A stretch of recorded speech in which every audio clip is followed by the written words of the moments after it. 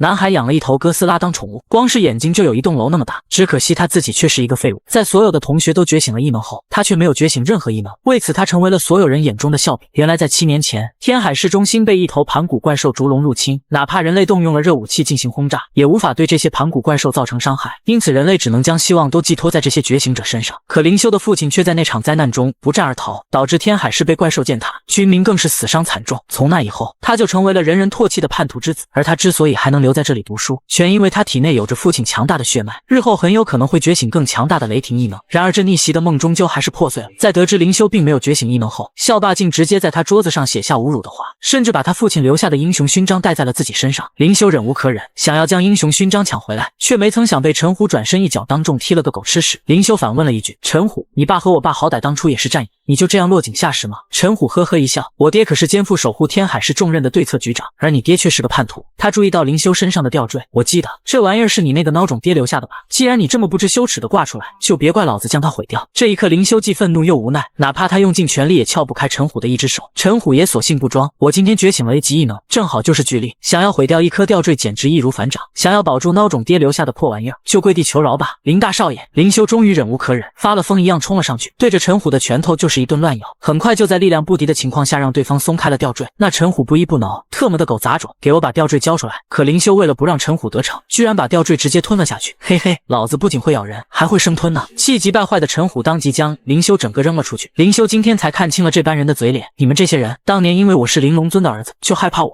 畏惧我，对我百般讨好，而现在又因为我是玲珑尊的儿子，就嫉恨我，迁怒我，想方设法侮辱我。你们说的没错，我就是个没觉醒任何异能的废物，但就算是废物，我也不会放弃，我总有一天会向你们证明，我爸不是懦夫，他没有临阵脱逃。此刻外面的天空电闪雷鸣，灵修先前吞下的吊坠在胃里碎裂，很快一股奇怪的能量自体内溢出，成功检测到宿主血液，正在与宿主进行基因绑定。灵修很诧异，这是怪兽大主宰系统，又是什么时候？此刻他脑海里快速闪烁过走马灯，一个个画面出现在眼前。那陈虎原本想羞辱我，却在阴差阳错之下帮我激活了父亲留下的这枚虎。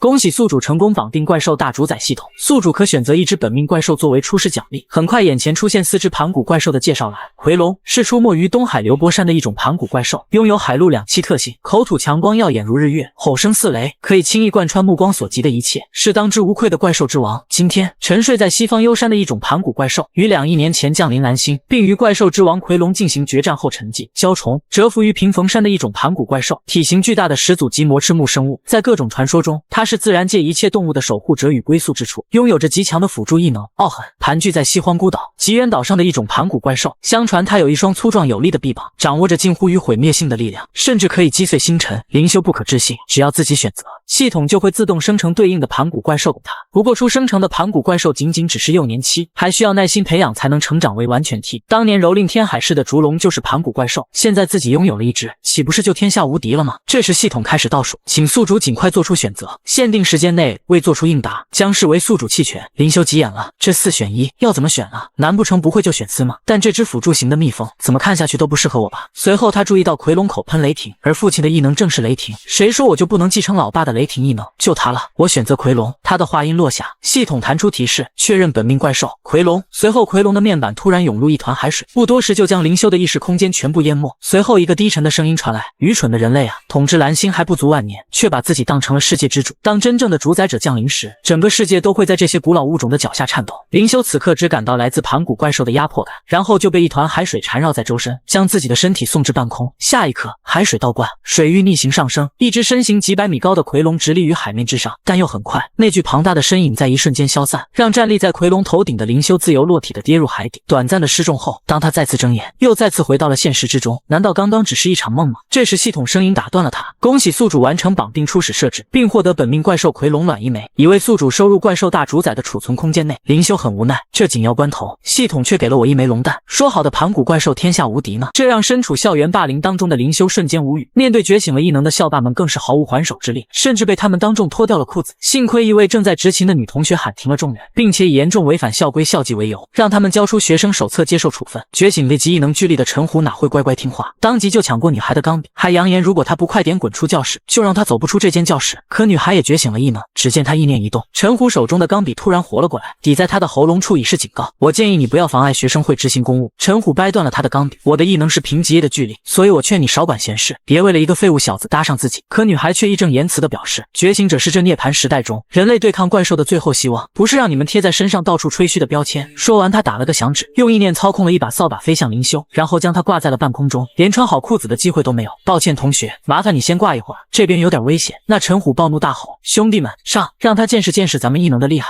此刻女孩身上释放阵阵磁力，看来是该给你们这群刚觉醒的新手好好上一课了。看见周围所有的物体都在抖动，一个平头惊恐大叫，是自由操纵金属的异能，好像在哪儿听说过。很快女孩也借助磁力浮到了半空，让你们见识一下觉醒的真正含义。她的话音落下，10多只叉子和笔将陈虎包围，令其不能动弹半分。这时一个小弟突然想起，原来这个女孩名叫苏灵玉，是14岁参加觉醒仪式的天才少女，觉醒太乙系以及磁力异能。陈虎这才知道自己无端惹了一个不该惹的姑奶奶。苏灵玉、磁力、太乙系以及灵窍初期，这个面板让灵修瞬间汗颜。灵窍竟可是比陈虎他们整整高出一个境界啊！那陈虎还以为苏灵玉不敢乱来，我爹可是陈柴良。话音刚落，一块刀片直接划伤了陈虎的脖颈，不过也只是浅浅的弄了点皮外伤而已。苏灵玉根本不怕他爹是谁，因为发起异能对决的人是陈虎，所以就算这场战斗他失手杀了陈虎，陈局长也没有过问的理由。听到这话的陈虎当场就吓哭了，连忙带着颤抖的哭腔投降。只见苏灵玉将手一挥，所有的文具在一瞬间跌落地面。你这下理解觉醒者这个词的分量了吧？希望你好好记住这一刻，怀着轻佻的心态当觉醒者是会送命的，而觉醒者的荣誉伴随的是直面死亡的勇气与牺牲自我的决心。说罢，他将灵修父亲的英雄勋章取了回来。明白的话，把学生手册交出来，明天一早到训导处接受处分，然后就可以滚了。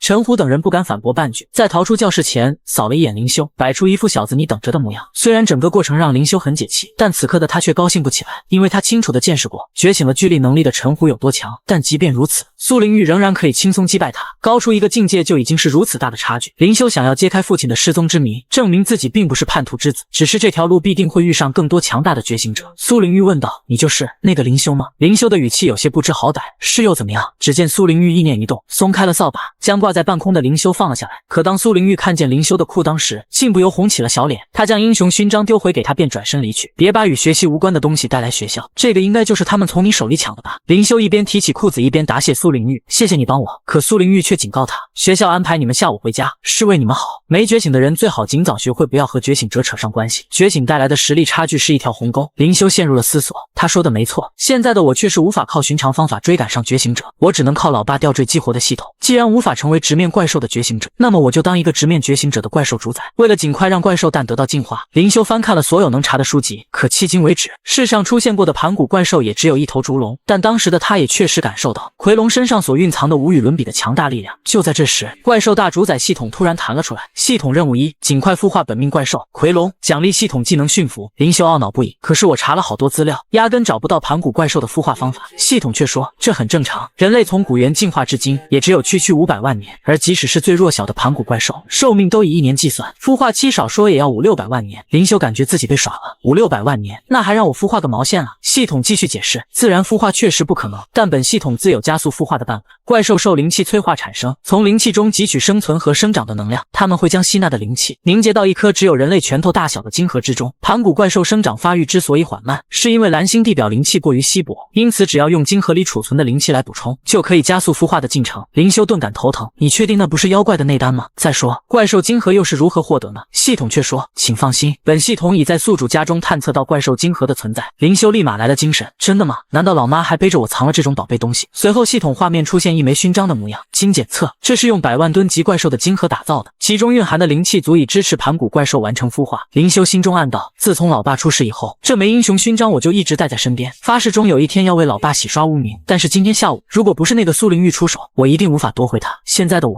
别说捍卫老爸的荣誉了，就连保护这枚英雄勋章的能力都没有。随后他询问系统加速的办法，系统表示目前宿主的怪兽大主宰空间还无法存放怪兽，所以需要先将奎龙龙蛋实体化。说完，系统变成一把激光电筒，在墙体上描绘出一个奇怪的形状。现在宿主就可以直接将怪兽晶核放入奎龙蛋里面了。灵修表示怀疑，系统，你这是认真的吗？这话还没我7岁时画的好呢。系统却嫌他啰嗦，放了。没办法，灵修只好将英雄勋章递到图案上。很快出现诡异的一幕，勋章居然被吸了进去，不多时就彻底融化，并且没入那图案之中。随后整个房间都开始剧烈颤抖，那块被奇怪图案覆盖的区域开始出现裂纹，随着轰隆一声尽数倒塌。同时灵修也被震飞了出去。很快一只又幼小版本的奎龙出现在眼前，丝毫也没有先前怪兽之王的霸气。奎龙形态幼年期，血脉霸主级，初始技能吞噬。这一刻灵修觉得自己被欺骗了。狗系统，你这买家秀和卖家秀也差太多了吧？但系统仿佛没听见一样，还直接给他发放了任务奖励驯服。驯服技能可以让宿主通过触摸怪兽下颌的方式将怪兽收为己有，但这个技能要求驯服对象的等级不能高于宿主的本命怪兽。灵修有些失望，他就知道这个狗系统没有那么便宜的好事，给个收服怪兽的技能，还要求等级不能高于这货。说着他就发现那头幼年期的奎龙正在吃着自己的蛋壳。我记得书上说过爬行动物有吃自己蛋壳补钙的习惯，但这么个小家伙感觉完全靠不住啊！狗系统不会又要说需要500万年才能把它养大吧？就在这时，正在吃蛋壳的奎龙突然怔住，灵修还以为他噎着了，连忙拍他后背，喂，你可不能有事啊，你可是我拿老爸遗物换来的。随后系统不断弹出窗口，奎龙获得进化点的消息疯狂在眼前刷屏。起初灵修以为这个狗系统中了病毒，岂料下一瞬一道强光袭来，叮，恭喜宿主，你的奎龙消耗200进化点，完成了体型成长。随后960千克的体重压在灵修身上，差点没把他当场压断气。原来这都是技能吞噬的效果，可以将吞掉的食物转化为进化点，并完成生长和进化。灵修这才意识到，幸好自己选了这货作为本命怪兽，只要吞噬足够的食物就能快速成长。可就在这时，灵修的老妈突然闯入了房间，看见了怪兽的她当场就吓瘫在了地上。灵修原本还想解释这是自己刚绑定的本命怪兽，怎料那奎龙却面露凶光，舌尖上的唾液还不断的往下滑落。看见这一幕的老妈当场就晕死了过去。灵修连忙让系统想个办法，将这个蠢货收入大主宰空间，然而系统却表示暂时还做不到。没办法，灵修只好让奎龙从窗户逃走，事后再回来向老妈慢慢解释。可那奎龙还以为窗户就跟牢笼里的钢筋一样，狠狠发力就把连同窗户旁的墙体全部撕裂。这波操作让灵修差点崩溃。卧槽，你都干了什么？如此大的动静很快就把隔壁的邻居都吸引了过来。为了不让别人发现，灵修不得已坐上奎龙逃离这里。抱歉，老妈，等我回来再慢慢向您解释。随后他找到了一个草丛和奎龙躲了起来。话说，你可以通过吞噬不断升级是吗？下一秒狗系统却弹了出来。是的，奎龙可以靠吞噬夺取灵气，将其转化为进化点，不断进化成长。灵修知道这个狗系统不会这么勤奋现身，就只为了说这么点信息。系统表示此番出现是为了推荐一个重要的系统道具——怪兽雷达。只要使用这个雷达，宿主身边含有灵气的，无论是生物还是物品，都可以被立刻发现，可以帮助宿主检测到附近范围内的一切灵气反应与浓度。从此奎龙靠吞噬升级也事半功倍。灵修细细看了一眼雷达，看懂了中央的亮点应该就是奎龙，而散在身后的小点应该是奎龙吃剩下来的蛋壳。但是右上角比蛋壳还要大得多的亮点又是什么呢？随后灵修将奎龙比作成贪食蛇，告诉他根据雷达上的指示就可以得到大量食物。奎龙立马一回，脑海里顿时出现无数美食的画面。看他那馋样，灵修有些嫌弃，果然这家伙就是个吃货呀。随后灵修骑在奎龙身上，裹着一张被子就直接奔向雷达目标地点。可当他们来到坐标位置，映入眼帘的却是一栋几十层的公寓，而且门口外面还守着几个强壮的保安，管理如此严格，显然没有混进去的机会。可奎龙似乎另有想法，只见他双脚用力一蹬，爆发出来的力度更是直接将两人送到了半空之中。灵修发现奎龙这样爬墙体都没有被弄垮，显然这是7年前烛龙入侵后建的抗震楼。可当他们爬上目标的阳台，却发现这是一间女生的卧室。深夜闯进女生的卧室，灵修甚至连明天报纸的头条标题都想好了。不过奎龙可不管那么多，嗅到灵气就直接冲了进去，无意中撞到了一旁的衣服架子，挂在上面的徽章也在此刻掉落。灵修认得这个徽章是大议会的，蓝星上的绝大多数灵气都聚集在被称为秘境的异次元空间内，在灵气滋润下，秘境中诞生出各种珍奇物产和凶暴怪兽，是觉醒者进行探险和修仙的难得场所。因此秘境在世界各国都被严格管理着，哪怕是觉醒者也需要通过层层考核和审查才能获得进入资格。而大议会徽章就是华夏国颁发的秘境通行证，并且据说这个徽章允许每个觉醒者自行设计，所以外观各不相同。他忍不住扫了一眼正在洗澡的女人身影，血脉喷张的他突然想起白天的霸凌事件，这个形状的徽章不就是苏灵玉胸前的那块吗？灵修无比抓狂，但还是强行压低了音量，去哪儿不好，偏偏带我来这儿，有他在，就算有怪兽也早让他削成刺身了呀。可奎龙的脑子却只有食物的画面，灵修差点就被这个狗系统坑死。上面显示的目标就是苏灵玉本人。与此同时，正在洗澡的苏灵玉也察觉到了动静，大声质问外面是什么人。灵修连忙指了指苏灵玉，表示如果被他发现，你就会被烹调成美味的食物。于是在苏灵玉打开门之前，灵修就已经和奎龙从阳台上跳了下去。喂，这不是我家那4层楼，这尼玛可是40楼啊！伴随着一声巨响，地面被奎龙砸出一个大坑，蛛网般的裂纹向外散开。灵修庆幸自己居然还活着，不料下一秒狗系统又弹了出来。灵修忍不住破口大骂，你特么还有脸出来？那个怪兽雷达上的亮点怎么是个人啊？系统表示，雷达检测的是灵气反应和浓度，并不包括对象的种类。灵修懒得听这个狗系统解释，当即就让他滚蛋。可此时系统却弹出一个新任务，只要本命怪兽进入成长期，就能获得新技能，能力投影，能够和怪兽空间任意一头怪兽投影融合，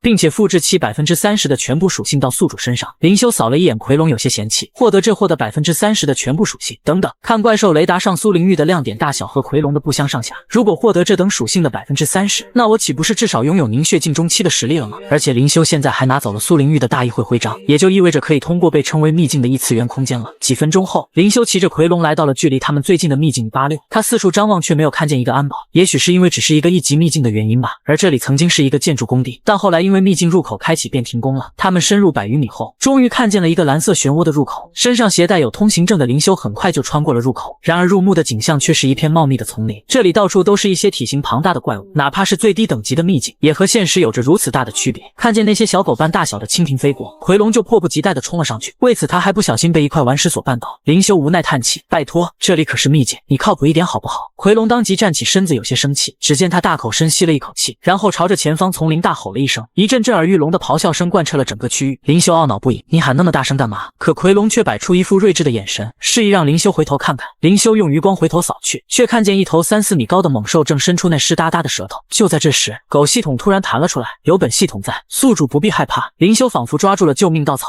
你总算在关键时刻出现一次了，快说有什么好办法？可系统却说，回禀宿主，你面前的并不是怪兽，只是极其普通的史前生物罢了。只见那头巨熊伸爪向林修抓去，没曾想却被他灵活躲开。可前面的一棵大树就没那么幸运了，直接被巨熊拦腰折断。林修大骂一声，狗系统这么恐怖还说普通，这一爪子要是拍到我身上，估计直接变成肉泥了呀！要不是我闪得快，小命都没了。系统却理直气壮地表示，宿主打开图鉴一看便知，此前在天地异变时，有部分史前生物偶然进入秘境，得以幸存下来。他们在秘境中生活，久而久之也沾染了些许灵气。除了体型巨大，论强度在怪兽面前根本不值一提。林修这才发现，巨熊在雷达上的亮点还不如奎龙一片蛋壳大，于是他开始狂妄了起来。那就别怪老子对你不客气了，初次进入秘境，刚好拿你练练手，上吧，我的本命怪兽奎龙。可林修姿势都僵硬了好几秒，硬是不见奎龙出现。系统，我龙呢？雷达显示就在这儿啊。可系统也不清楚，解释奎龙是有自己意志的生物。那头巨熊感觉自己被耍了，迈开4只大步向林修发起冲锋。正当林修还以为自己就要原地归西的时候，奎龙突然从一旁的草丛里钻了出来，在那巨熊的脑袋上留下一记头锤，紧接着他又一跃上了半空，一招乌鸦坐飞机便直接坐断了巨熊的脖颈，甚至可以清晰听见骨骼碎裂的声响。看见奎龙一屁股就坐死了头4米高的熊，林修不由感叹之前自己还真是命大。在确认巨熊死亡后，奎龙直接开启了技能吞噬，系统随之不停弹出提示，恭喜宿主，你的奎龙成功吞噬短面熊，进化点+1。林修反倒有些失望，每口才增加1点进化点，你确定不是在逗我吗？不多时4米高的短面熊就被奎龙吃得一干二净，肚皮圆滚滚，仿佛即将临盘。林修蹲在一旁有些眼困，系统算算这次一共吃了多少进化点？系统回答，本次一共获得19进化点，宿主是否要消耗进化点进化？林修摆出一副有气无力的模样，进化吧。他的话音刚落，一团金色光芒将奎龙整个包裹起来，很快他的体型上升了3厘米，但等级却没有提升，显然吃这种史前生物根本没用。为了让本命怪兽快速升级进化，林修果断打开了怪兽罗盘。这一次他发现在几千米外有着一个比巨熊更大的光点，然后他骑着奎龙一路追着光点奔去，不用3分钟就到达了目的地。但此刻的雷达却又发生了变化，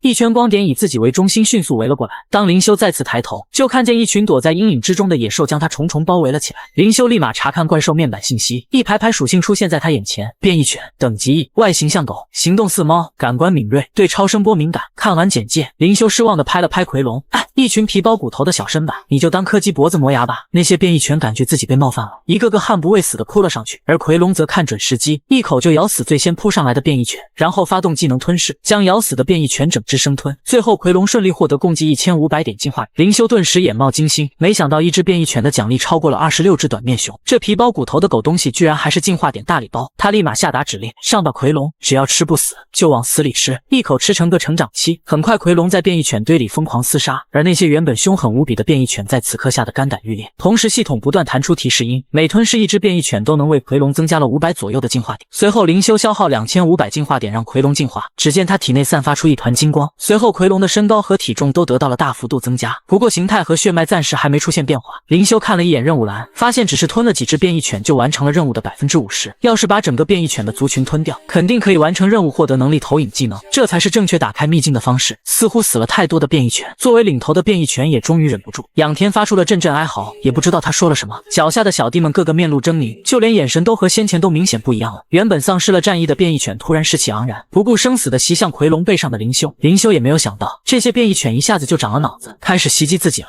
此时奎龙迅速转身，强行挪开了灵修所站立的位置。只是这么做的话，自己就不可避免地承受了这波伤害。那些变异犬的袭击没有因此而结束，他们迅速调整位置，继而以袭击灵修为虚假攻击，从而得以牵制着奎龙的行动。变异犬虽是一级的怪兽，但一口尖牙仍然能轻易穿透奎龙的鳞甲，而且在得逞之后，那些变异犬似乎都士气大增。要是等他们鼓足勇气蜂拥而上，后果不堪设想。灵修看着70%的任务进度有些懊恼，明明只差30%就完成了，真是可恶。为此他不得已吩咐奎龙把自己送到那棵树上去。如果我和奎龙分开了，不仅可以分散变异犬的注意力，还可以让奎龙放开手脚战斗。不多时，奎龙便来到了那棵大树底下，他一个仰头动作配合灵修的奋力一挑，顺利的将他送到树干上。灵修着急大喊：“你快去吞噬啊，跟着我干嘛？”奎龙闻言立马撞入了变异犬的族群中厮杀，放开手脚的他确实稳稳占据了上风，可灵修自己就惨了。一小部分的变异犬围在大树底下发出低吼，突然他们像是发了狂一般疯狂撞击大树，不多时就把大树拦腰撞断。与此同时，灵修连忙呼喊系统，现在把所有的进化点都拿来升级，快点！看见灵修跌落地面，那些变异犬几乎在同一时间都蜂拥而上，仿佛是一群饿了3天3夜没吃过一口鲜肉的饿狼。在这生死的一瞬，灵修突然暴怒大吼：“来呀，有本事来一换一！”说话的同时，他将身后的断木抛掷了出去。只见那截断木从变异犬头部穿过，一直延伸至整个身躯，里面的内脏和肠子全都掉了一地。灵修有些不可置信，我这是得到了怪兽的力量了吗？此刻他的手臂变得和奎龙的爪子一样强壮，周遭还散发出微弱的电流，如此强大的威慑力让那些变异犬们声势弱了3分。灵修再次抓向旁边的大树，凭借获得奎龙的30%力量将整棵大树连根拔起，然后再横着向所有的变异犬抛了过去，其中还夹带着微微电流，看起来威猛无比的一招，最后却被变异犬们轻而易举地躲开。灵修猛然一惊，卧槽，怎么这么灵活？看来也只能硬拼了。正当他准备拼死一搏时，一个比先前高大不知多少倍的身影出现在变异犬的身后，随便一口就将3、4只变异犬同时生吞。此刻的奎龙已经成长至4米高，体重更是达到惊人的3.5吨，如此惊人的成长速度，真不愧是盘古怪兽。他低头看了一眼灵修，然后抓住他的肩膀，一把将其提到自己的肩上，询问灵修为什么擅自离开。听到陌生声音的灵修惊恐万分，什么人？是谁在说话？可奎龙却深深看了他一眼，继续说道：“离开我，很危险。”灵修为此吓了一跳，妈呀，说话了，妖怪呀！幸亏系统及时出现解释，宿主，你该不会以为统治蓝星数百亿之久的盘古怪兽只是一群身大无脑的低等生物吧？他们在漫长的生命长河中可是进化出了超高等的智慧，对他们来说，掌握人类的语言根本不是一件难事。奎龙责备灵修很弱，不该以身犯险，这让灵修很不爽。要不是我当机立断，说不定我们早就被那群疯狗撕成碎片了。可反驳完，奎龙又立马注意到他的小眼神，难道这家伙其实是在担心我吗？然后他扯开话题，不管怎么说，第一次进入秘境还挺成功，我们现在该回去了。趁夜把这枚徽章还给苏灵玉，可眼前的大议会徽章却失去了踪影。灵修还以为是先前和变异犬战斗时不小心弄丢的，可他在战场这边里里外外都搜了个遍，却还是一无所获。这时奎龙突然闻到狗的气味，可灵修却认为不可能是狗偷的，他只听过乌鸦偷亮闪闪的东西往鸟巢里放。不过灵修很快就被打脸，得到奎龙30%属性的他还强化了嗅觉，他也闻到了前面有变异狗的气味，其中还夹杂苏灵玉的气味。根据气味他们找到那些狗的位置，奎龙掀开土层，映入眼帘的是3只小变异犬，等级也只有可怜的1级。灵修本以为是变异犬的幼崽，不料被系统吐槽他脸盲。小变异犬是小型犬在灵气催化下进化出的小型怪兽，它们身材短小，所以单体战斗力并不强，但是生性好斗，一旦集结成群，就会肆无忌惮地攻击对手。不过现在的奎龙已经今非昔比，身上的龙鳞厚的他们根本咬不动。奎龙随便一脚踹开了3只小变异犬，然后露出一副看待食物的表情。可此刻灵修却挡在了奎龙面前，等等，嘴下留狗，把他们留给我试验下刚得到的驯服技能。与此同时，在苏灵玉的住所，他正好奇能从45楼的阳台前进来，却又无法安然离开的人，难道是强化肉体的奇门系觉醒者扒着墙爬上来的吗？可是楼下这么大的坑，又怎么可能是人类能留下来的？正巧这时，苏灵玉看见一小块布挂在了上面，他第一时间就想到了灵修，因为白天在执勤巡查时，他在教学楼外感受到了恐怖的气息，虽然只是一瞬间，但苏灵玉能确定那是一种怪兽的气息。为此，他顺着那股气息来到了教室，却只看到陈虎一伙人在欺负灵修，因此苏灵玉才会收走他们的学生手册进行检查。可结果都是一些中规中矩的异能，所以名义上没有觉醒异能的灵修才是他们当中最为可疑的。但是学校的仪器从未出错，也从没听说过有操纵怪兽的异能，这难道是控制心灵的6人系吗？再说灵修已经到了这般田地，假如真的隐藏了本领，也不至于一点破绽也没有吧？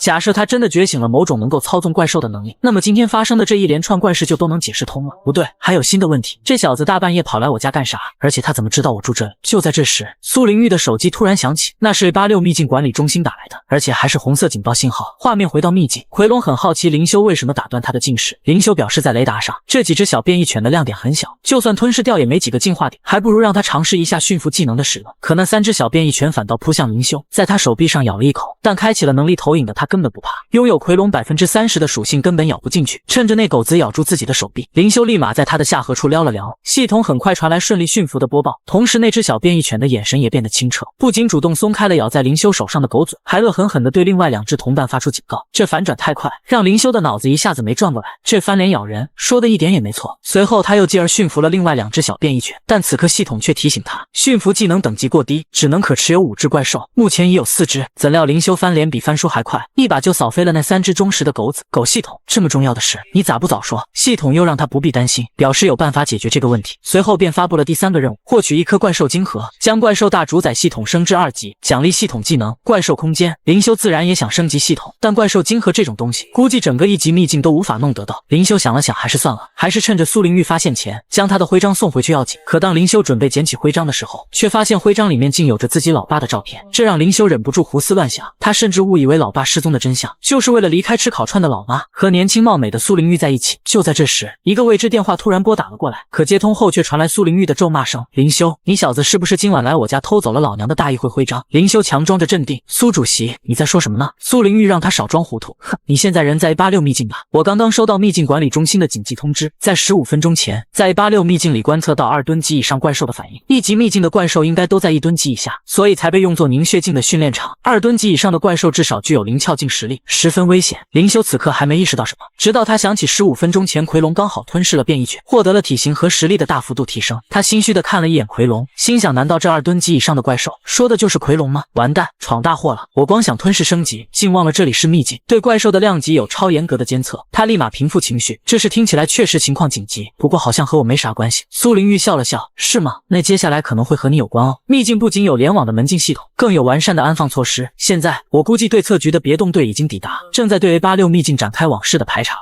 听到这话的灵修差点原地裂开，脑子里还不断浮现那些制服人员的身影。苏灵玉让他好自为之，假如你能够带着你的伙伴平安离开秘境，就联系我。记住，你偷我徽章的账，我还没跟你算。说完便匆匆挂断了通讯。灵修连忙打开雷达，在上面发现了别动队的行踪，可这个吃货奎龙却止不住的流口水。好吃的上门了吗？可话音刚落，就遭到灵修的一顿毒打。吃你个头！赶紧想办法躲起来。可就在这时，小变异犬突然咬了咬灵修的裤腿，然后他们3只分别排列在不远处，不停对着灵修汪汪叫，似乎是示意让他们过去。灵修自然听不懂他们说啥，便让奎龙帮忙翻译一下。奎龙翻译表示，前面地洞又大又深，可以躲避，可钻地洞的人类让灵修感觉怪怪的。他询问系统，钻入地洞可以掩盖怪兽身上的灵气吗？系统表示不清楚，但怪兽雷达确实没发现这几只小变异犬。灵修一听立马同意了小变异犬的建议，本想着试试驯服技能，没想到关键时刻他们还帮了大忙。之前灵修就觉得这里的地形很奇怪，这些石头下面居然全都是地洞。不多时，他们在小变异犬的带路下来到了一个巨大坑洞的面前。奎龙让灵修待在原地不要乱动，自己则先下去探路。说完，奎龙带着3只小变异犬直接跳进了地洞。地洞的通道曲折蜿蜒，像羊肠一样弯弯曲曲，约莫数百米深度。几分钟后，灵修让系统查看一下这个地洞是否真的可以掩盖怪兽身上的灵气，可系统仍然能检测到奎龙，只是他们的灵气反应已经降低了很多。没办法，灵修只好也跳了进去，想要告诉奎龙再往深处走一段。很快，蜿蜒的通道内传来一声声叫声，灵修刚好落在奎龙的怀里。奎龙有些懊恼，让你待在上面，怎么又下来了？灵修连忙解释，是你没藏好，我才要下来告诉你。不过这个地洞又大又深，还能掩盖灵气，我们真走运。可奎龙却不以为然，你高兴早了。随后他伸手摸了摸洞壁，你看这里挖掘的痕迹。灵修立马意会，你是说这么大这么复杂的地洞其实是挖出来的吗？奎龙继续说道，这个宽度让我很担心，动物一般不会挖比自己宽太多的坑道。灵修觉得不可能，这是1级秘境，真有那么大的怪兽，早就该被发现了。可奎龙却说，但是这个地洞能够遮蔽灵气，所以我们才会下来啊。说完，他用力嗅了嗅附近的气味，还真的让奎龙发现了一个不得了的东西在前面。随后众人沿着那股气味在蜿蜒的通道中前进，很快一座由动物尸骨堆积起来的小山出现在眼前，最上面的怪兽似乎还是新鲜的。奎龙顿时眼冒金星，在他眼中那都是最美味的食物。可这时地洞却发出剧烈震动，灵修还以为这里不结实即将要塌陷，怎料下一秒一头大如山丘的怪兽出现在他眼前，明明长得像河马，却又长出了犄角，一口能把10多头怪兽尸体放入口中咀嚼。凶兽风息，幼年期，兽降级，记载于数亿记中的上古风息。在灵修看完信息面板的同时，地洞的上方却突然落下几只怪兽，那是先前围攻灵修和奎龙的变异犬族群和他们的头领。也不得不说冤家路窄，他们落地的第一眼便看到了灵修，甚至还误以为是他们俩故意挖了个大坑去陷害他们。可如今奎龙的实力远在他们之上，一个咆哮便吓退了众犬。灵修指了指他们身后，喂，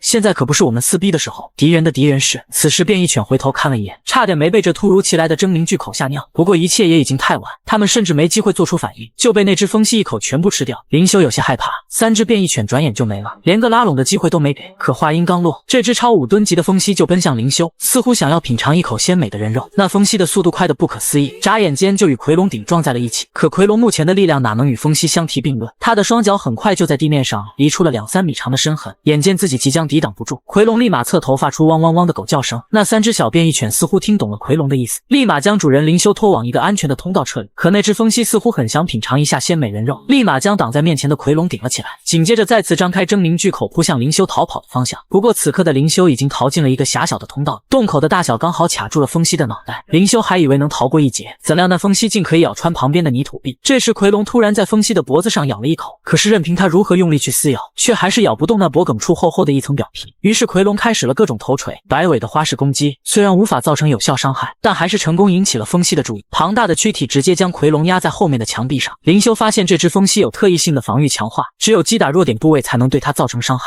而它的弱点部位应该就是身体下方的大肚子。正巧这时刚过午夜0点，系统提示林修是否进行签到，看见可以通过签到获得进化点、道具或是技能，林修立马进行签到。很快浮现出一个奎龙的专属技能爆裂吐息，可以从口中发出一道破坏力惊人的光柱，但同时也有个致命缺点，该技能需要奎龙凝聚体内的所有能量，因此需要很长时间进行蓄力。林修懊恼不已，目前能动的怪兽只有这3只，这搞毛啊！我现在需要至少有奎龙1半实力的怪兽。等等，1半虽然困难，但我或许可以搞定拥有奎龙3成能力的怪兽，那就是我自己。他连忙询问系统能力投影的冷却重置了没，在得到肯定的答复后，林修就知道这把稳了。利用能力投影可以得到奎龙30%的属性，自己就能冲上去引开风息的注意力。只要牵制风息一段时间，奎龙就有机会用爆裂吐息命中他的要害，一举歼灭。于是他迅速召集3只小变异犬来制定计划，但又不确定他们是否能完全听得懂。为此林修在地上画了张图，你们2个在风息面前给我打掩护，另一个绕到奎龙那里告诉他我们的作战计划，而我则藏身在坑壁上，瞅准时机打那只野猪一个措手不及。都听明白了没？林修的话音落下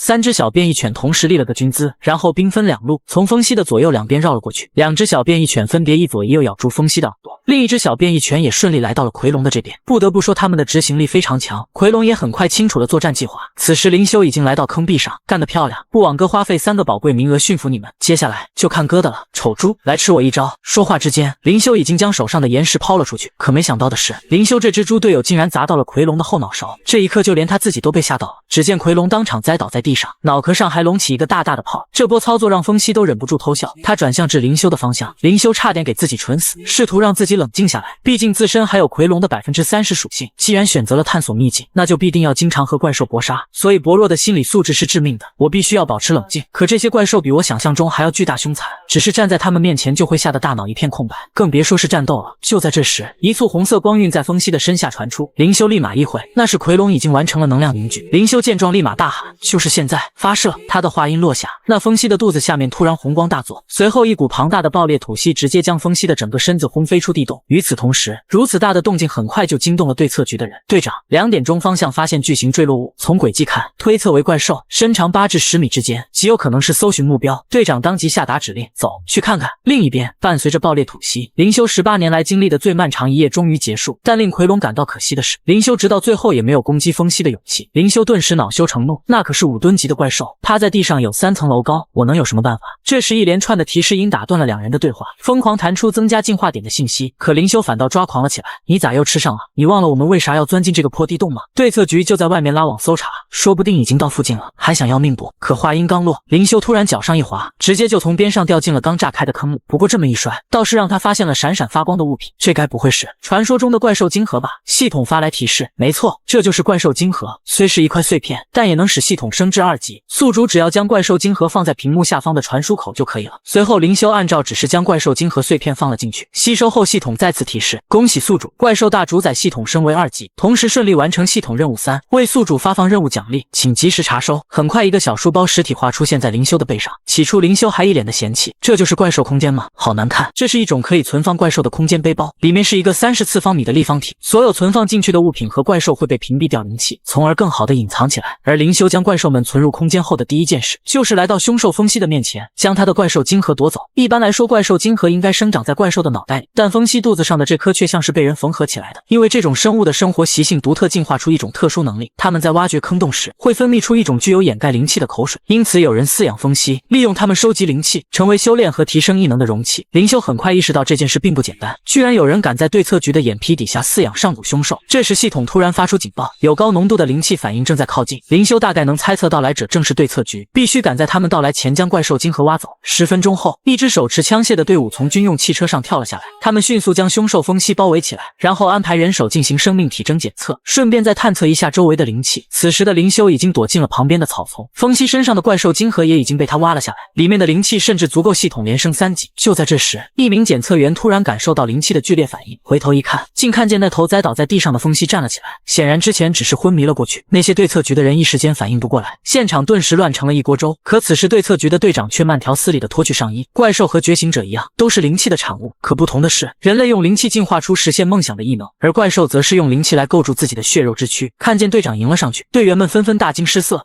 队长小心啊，那头怪兽目测至少是5吨级以上的。就在这时，队长的身躯竟以肉眼可见的速度正在膨胀。其实在人类里面也有像我一样脑筋死板全无梦想的无趣之人，只会用灵气来强化自己的肌肉，所以我最合适做你的对手了。男，45岁，觉醒异能肌肉奇门系，异能评级修炼境界神府后期。可那只风息的眼神里仍然充满了不屑，随后他巨口猛张，露出一排排狰狞的利齿，向着队长扑了过去。可队长只是伸手抓住凤息的下巴，然后用另外一只手硬生生切断了他的脖颈。整个过程不过是抬手之间，仿佛是在做一件微不足道的事情。队长回头看了风息一眼，喂，可别恨我，我只是遵循你的法则了结了纷争，这是我表达尊重的方式，也总比被那边的家伙拿枪从远处射杀好吧。随后他们对附近的区域也进行了灵气探测，在确定一切没有异常后，对策局的人这才绑上风息撤离了秘境，回到驻地去。灵修也终于松了口气，幸亏他们警报提示的目标是怪兽，然后返回可以压制灵气的地洞，将4只怪兽全部放了出来。灵修捡起一块肉递给奎龙，让他把地洞内所有吃剩的食物吃完。不多时，地洞内的食物全被吃光，奎龙也已经撑得不能再撑了。灵修当即把刚进账的3万点进化点全部用来进化，很快奎龙被一团能量包裹，体型也再一次得到突破。这次他进化到了成长期，体重也达到了近10吨级。折腾这么长时间，灵修猜测外面的世界也应该天亮了。不过在离开之前，他随手搭建了一块墓碑，风息，你救了我们3次，如果有来世，愿你生活在一个高级的秘境里吧。离开秘境后，灵修伸展了一下筋骨，感觉这一夜活出了几辈子的分。只可惜徽章今天就要还回去了，不知今后是否还有这样的机会。随后灵修用某信给苏灵玉发了一条信息，询问他什么时候有空。苏灵玉立马给他回了个表情，并让灵修上午去体育馆找他。可当灵修来到体育馆门口的时候，却丝毫看不出里面像是举办活动的样子。外面天都大亮了，体育馆里面却是一片黑暗。这时苏灵玉发来信息，表示手头上有事，让他直接进去。灵修有种不祥的预感，但他想着自己本就是来道歉的，便硬着头皮走了进去。苏主席，我进来了，你的大义会徽章确实在我这里，不过这里面有个误会。可话音刚落，体育馆的大门突然自动关闭，这显然是苏灵玉的能力。灵修往体育馆内望了一眼，却看见一根根柱状的运动器材有序的排列在自己面前。这时苏灵玉从阴影中走出，惊讶吗？这些都是特意为你准备的，你这个偷窥别人洗澡的变态，加盗窃徽章的小偷。灵修极力解释，不是的，这里面有误会，你听我说呀。可话音刚落，苏灵玉就用异能将大议会徽章从灵修裤袋中取了回来。现在赃物证物俱在，你还有什么可以抵赖的？你也看到了，这个体育馆现在已经被布置成了天罗地网，你肯定没法像昨晚那样逃出升天的，所以最好坦白从宽。灵修低头认错，对不起，没经过你的同意就擅自拿了你的徽章。不过昨晚我在秘境里捡到了这块巨大的怪兽金盒，我想把它送给你谢罪。可话还没说完，灵修只感觉手上的怪兽金盒瞬间破碎，一根柱状钢管深深插入了地面。灵修觉得苏灵玉过火了，你这是干什么？苏灵玉却说，交代问题不要避重就轻，说重点，你昨晚是如何潜入我房间的？记住，不许隐瞒，不许撒谎，否则下次被打爆的可能就是你的脑袋了。此刻10根8根运动器材在空中瞄准了灵修，灵修一脸铁青，我只不过是借用了一下徽章而已，应该罪不至死才对啊，而且这种事情你要我如何解释啊？难道告诉他我绑定了一个怪兽主宰系统，然后按照雷达的指引才来到40楼的吗？他根本不知如何开口解释。这时存放在怪兽书包里的怪兽们却发起了脾气，都嚷嚷着让我干掉他。苏灵玉自然是看不见书包里的怪兽，觉得灵修自言自语很是可笑。灵修很头疼，如果让奎龙在这里打起来，肯定会把学校给拆掉，但目前他已经想不出别的办法，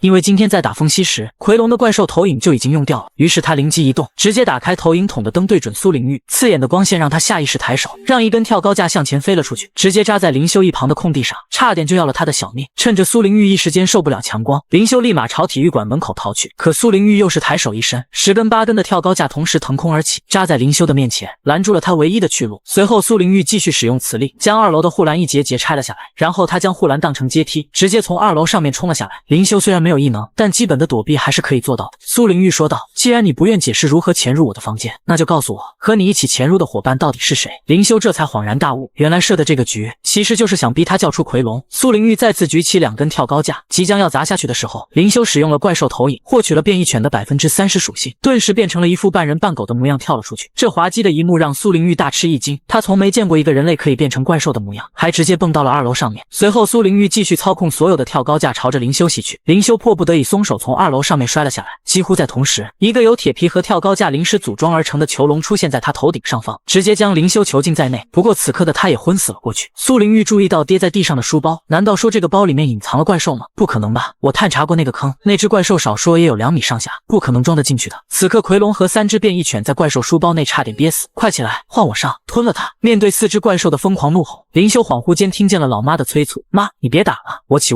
可当他睁眼就看见苏灵玉拿起了怪兽书包，那是我的书包，快把它还给我！苏灵玉立马意会，从你的反应来看，你的伙伴应该就藏在这书包里吧？林修着急不已，这不是闹着玩的，包里的家伙厉害得很，要是在这儿打起来，整个学校都会夷为平地。可他越是这样说，就越挑起了苏灵玉的好奇心。既然是这么危险的东西，那就更要开包检查了。就在他打开书包的瞬间，一股磅礴的力量从里面溢出，直射天穹。苏灵玉一脸呆滞，完全不知道发生了什么，只看见书包里出来了3只犬类的怪兽。他开始将视线上移，却看见一头堪比哥斯拉的巨型怪兽出现在眼前，口里还不停溢出唾液，甚至还把他的脸给打湿了。苏灵玉立马后撤：“林修，你给我老实交代，你这是带了个什么东西来学校？”林修一脸无语，他叫奎龙，是一只盘古怪兽，不过刚刚度过幼年期。听到是盘古怪兽，苏灵玉反倒兴奋起来，摩拳擦掌，一副想要干架的模样。随后他跳上护栏，快速去到2楼，然后把周围可以操控的物品都汇聚在了一起，顿时组合成一只擎天巨手。怎么样？凭这个，我有没有资格和你的怪兽伙伴打一场？虽然苏灵玉的实力已经远远超出了林修的预期，但他还是嘱咐了奎龙一句：“他不是敌人，也不是食物，吞噬和爆裂吐息不能用。”奎龙点头，知道了，待会我会收着点力气的。这种放水的话语让苏灵玉瞬间气炸，当场就操控巨大的铁拳朝奎龙砸了过去。可奎龙对此却不屑一顾，一招摆尾就轻而易举地把巨大的铁拳截成了2半，化成漫天钢铁碎片落向林修。与此同时，奎龙及时伸出巨爪挡住了那些碎片。很快林修重获自由，他站在铁皮上眺望。苏灵玉呢？该不会被跳高架砸到了吧？可当他定睛一看，却看见一个屁股被卡在了篮球板上，下面还有3只小变异犬在作威作福。苏灵玉脸红耳赤，可恶，帮我下来！还有，这3只狗也是你的吧？让他们走开。林修表示没问题，不过在这之前，请苏主席回答我一个问题吧。我爸的照片为什么会在你的徽章里？你们是什么关系？苏灵玉听懂了他的言外之意，你这个变态流氓，凭什么乱翻我东西？林修，你也知道吧？7年前，盘古怪兽烛龙袭击了天海市，他破坏了大半个城市。在那场灾难里，我的母亲被压在了废墟下。那时的我还小，也没有觉醒异能，根本没有能力救出母亲。正当我以为就要死在这里的时候，那个男人出现了，他的雷霆铁拳居然撼动了那只大如山岳的盘古怪兽。我至今也忘不了他竖起拇指的那一个画面。就这样，他救下了我和我的母亲。林修得知真相后很自豪，没想到自己父亲的一拳威力如此恐怖。苏灵玉也很佩服。是的，我一直都希望能打出像他那样的一拳，可不曾想苦练多年之后，我的拳头面对刚过幼年期的盘古怪兽，竟也还是如此的不堪一击。听到这话的林修立马一悔，原来你只是想拿我的奎龙练手啊。苏灵玉摸了摸奎龙，原来他叫奎龙啊，不愧是盘古怪兽，好大呀，这可把奎龙整无语了。话说，我能吞了他吗？苏灵玉突然好奇询问奎龙平时是住哪里的，该不会一直就闷在那个书包里吧？林修点头默认，他不想告诉苏灵玉奎龙是昨天才觉醒获得的。苏灵玉询问奎龙要不要来他家住，那样就可以天天对练了。奎龙却果断拒绝，谁会傻到去给你当沙袋啊？可苏灵玉却说，我家就在秘境里，地方要多大就有多大，食物要多少就有多少。此话一出，奎龙这个大吃货顿时眼冒金星，不停嚷嚷着要去苏灵玉的家。林修见状急眼了，喂，你怎么可以当着人家主人的面诱拐怪兽啊？苏灵玉有些难为情，抱歉把你忘了，其实我也欢迎你来的。这话瞬间让周围的气氛变得奇怪起来。这时林修又追问起他爸和烛龙后面怎么样了，不过苏灵玉也不清楚，当初我还小而且还没觉醒异能，被对策局的其他人员救走了，不过因为伤势太重，母亲很快就去世了，而我则被现在的父亲领养。再后来，我的养父带我去对策局送锦旗，这才知道他叫玲珑尊，同时也听到了一些不堪入耳的话。听到这里，林修觉得很奇怪，根据苏灵玉的回忆，对策局应该有不少人目睹我爸和烛龙战斗，那为什么所有人都说我爸弃战而逃是个叛徒呢？苏灵玉打断了他的思绪，想什么呢？别走神，接下来才是今天找你过来要说的重点。那时林叔叔已经没了音讯，我只能返回自家的废墟纪念，可是我却在废墟中发现了林叔叔的大议会徽章，周围还有一些血迹。林修听到这里很着急，该不会出事了吧？现场还有别的。不等他说完，系统统就发出警报，示意周围有可疑的灵气反应。灵修立马打开怪兽雷达，而一旁的苏灵玉自然是看不见的。只见雷达上面的亮点和小变异犬相差无几。灵修坦言系统真是大惊小怪，可当他定睛一看，却发现雷达上面亮点的位置不正是在自己的附近了吗？邪眼、形态、分离雄体、血脉、战兽级、雌雄同体生物，雄体可脱离本体单独行动且隐身，雄体与本体间通过灵气波进行信息交互。这时3只嗅觉敏锐的小变异犬突然发狠，同时向着一个方向狂吠。灵修当即下达指令，狗子们上，顺着气味把那个家伙给我揪出来。苏灵玉一脸茫然，你这是在干什么？灵修表示，这体育馆里进了个隐身的贼。苏主席，麻烦你现在立刻在体育馆4角各做一个3米见方、侧面开盖的铁笼子。苏灵玉没有问太多，一切都按照灵修说的来办。接着灵修又吩咐那3只小变异犬，把那只会隐形的邪眼往笼子里赶。不多时，那只邪眼在3只小变异犬的撕咬下露出了本体。这种怪兽可以穿透秘境的障壁，是一种窃听和偷窥的工具。灵修意识到有人故意来窥探他，这应该和自己老爸的徽章有关。苏灵玉曾在书里见过这种怪兽，但也从未亲眼所见。他连忙拍了一张照片，然后发了个朋友圈，还不忘艾特了一下自己的养父。果然很快苏灵玉就接到了电话，爸，没错，我就是想查查是谁派来的。与此同时，灵修注意到了苏灵玉手机上的怪兽吊坠，而这只怪兽他家里也有同一款布，那是7年前父亲亲手给他缝的。灵修询问系统驯服技能还有多少空位，系统表示在升级后，宿主可持有7只怪兽，目前还有3个空位。另一边苏灵玉正在和养父通话，可养父表示追查很困难，首先要精准地找到发送灵气波的器官，然后再将其释放的灵气波收集起来，进行分析处理。一番解释过后，苏灵玉表示追查源头很难，不仅操作复杂，而且成功率极低。可灵修却笑了笑，抱着已经驯服成功的邪眼说道，没关系，我已经搞定了。与此同时，在某个秘境的一座神秘实验室中，一只人形鸟怪回来禀报，薛教授，对策局把风息送回来了，但金盒已经被人偷了。不过为什么您会那么在意？我们又不是只养了这一头。可薛教授却说，你来看看这个就明白了。阴身女妖看见奎龙后也是一惊，这是怪兽。薛教授说道，早上派去 A86 秘境入口的邪眼雄体已经失联，这是他最后发回来的影像，风息不可能被发现。对策局观测到的怪兽应该是这头，可是这只怎么看都有10吨级了吧？如果不是对策局蠢到连这种关键信息都搞错，那就说明这头怪兽只用了1个晚上，就从几吨成长到这样。说罢，他数了数一旁巨型磁踢邪眼的眼珠子，然后拔断了其中的4根。去吧，盯住那头怪兽，我要了解它的方方面面。很快4根眼珠子脱离了磁体，纷纷长出翅膀，变成了一只智慧隐身的雄踢邪眼。可就在这时，邪眼磁体却自行接通了全息投影通话。可他接通投影后的第一眼，就看见一个科学怪人和一只阴身女妖。就是你们俩派大眼来监视我们的吗？薛教授扯开话题，大眼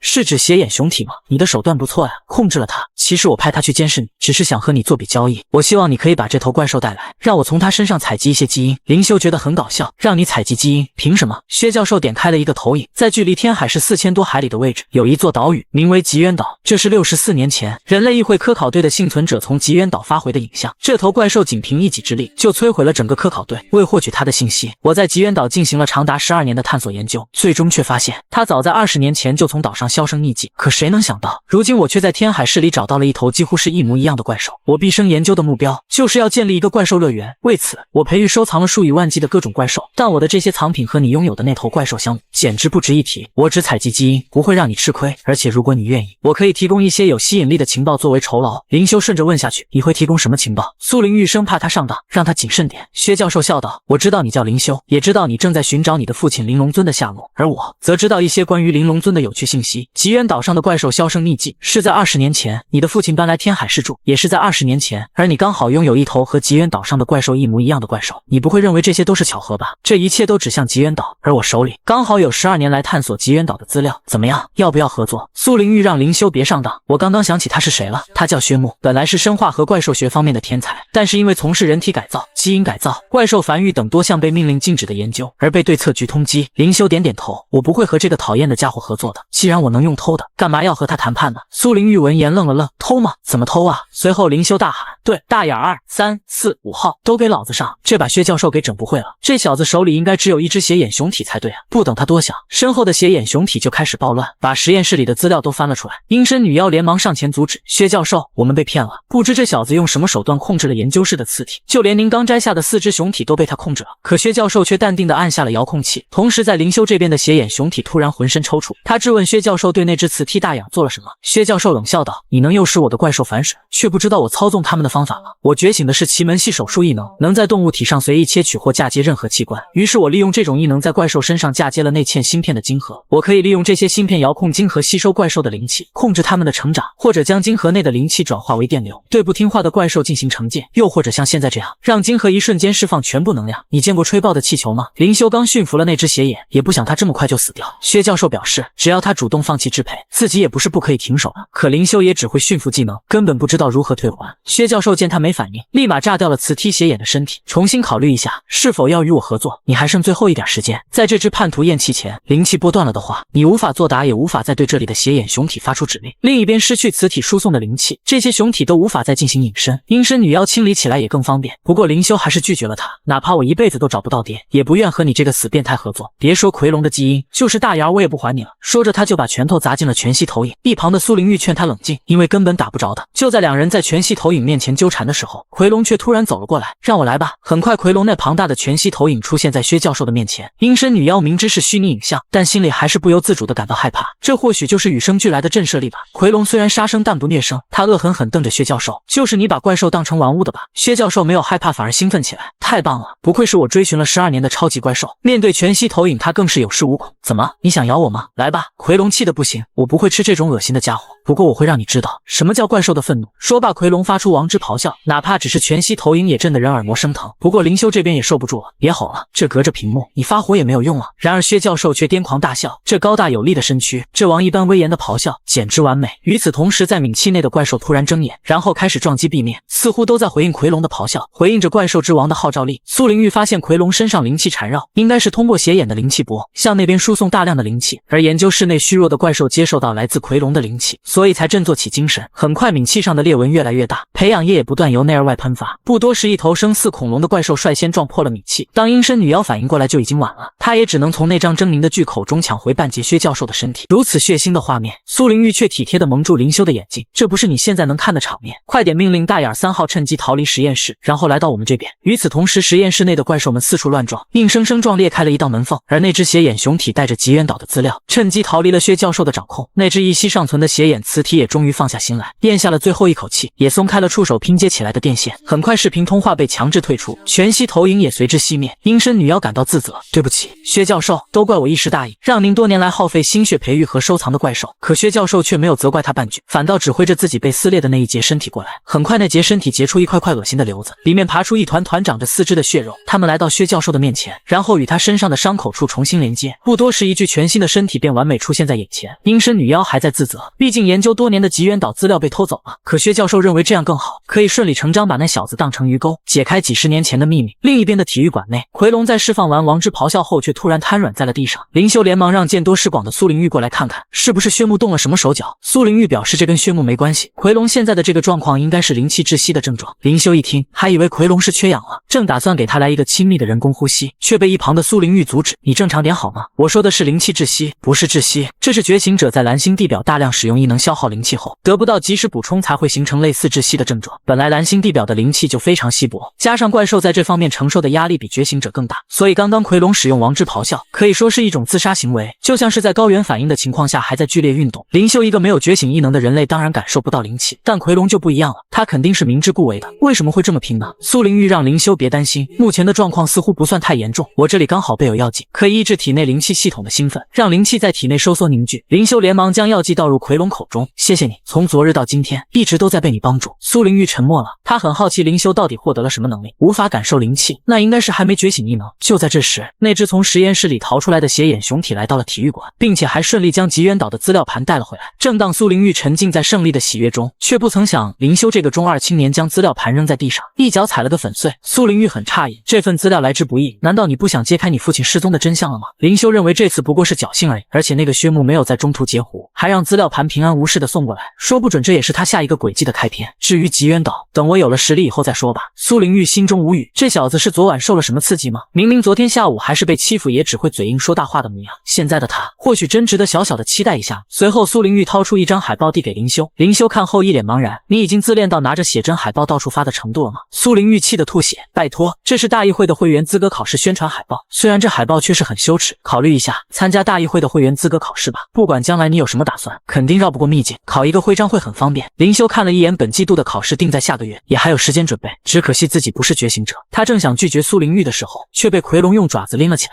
他会去考的，这事我替他定了，你从刚才开始就怕这怕那的，怕个啥？谁挡你路我就吞了他。林修认为事情没那么简单，话说你身上好像冒烟了，你赶快躺下来休息啊。随着烟雾越来越重，像是一片云云海仙境将奎龙庞大的身躯包裹在内，下一刻近10吨级的奎龙突然变回了幼年版的大小。林修直接一句卧槽！苏灵玉，你给我的是缩小药吗？画面一转，2个月后的林修家中，他焦急等待着大议会考试科目1的成绩。话说奎龙，你有没有接到通知成绩的电话？可此时的奎龙根本没在听，正全神贯注地打着游戏。林修以为奎龙发现了什么，便慢慢从他身后靠近。卧槽，大哥，你这不是在玩游戏吗？不过现在这个位置起手开打，恐怕果然和我想的一样，被一招毙命了。奎龙愤怒不已，这已经是输了第26次了。林修闻言勃然大怒，原来你一上午都在这儿沉迷游戏呢。可话音刚落，就看见奎龙对准手机喷了一口吐息，还大言不惭地表示自己只是想让对方知道真正吐息的威力。林修肺都要气炸了，抓住奎龙嚷嚷着你特么耍什么酷，快还我手机！这是一头又菜又爱玩的盘古怪兽，只因玩游戏连输了20多把，就直接一口爆裂吐息将主人的手机给喷废，这般的有恃无恐，全因为主人的母亲对他比对亲儿子还要好，各种现烤的烤肉烤串轮流供着伺候，而林修这个亲儿子只有昨晚吃剩的2层面包，这一刻他甚至怀疑自己是充话费送的。这时母亲突然想起大议会的资格考试，询问林修成绩公布了没。林修听说一早就会公布，可到现在都还没接到电话，这立马惹得母亲重锤出击，那是我留着给你买房娶媳妇的钱，考不上就等着打一辈子光棍吧。然而就在这时，大厅的门被暴力踢开，林修在吗？科目1成绩出来了，给你打了一个早上的电话都不接，害我特地跑过来通知。林修一听，立马看了一眼打游戏的奎龙，心想肯定是这个家伙玩游戏的时候给我挂了。林修越想越气，直接就撸起拳头干了过去。随后房间内响起拳打脚踢的声响，几秒钟后，林修的母亲提着2个不成器的家伙走了出来。这不是苏灵玉吗？我每次参加家长会都看你在上面演讲呢。苏灵玉有些错愕，阿姨也在呀，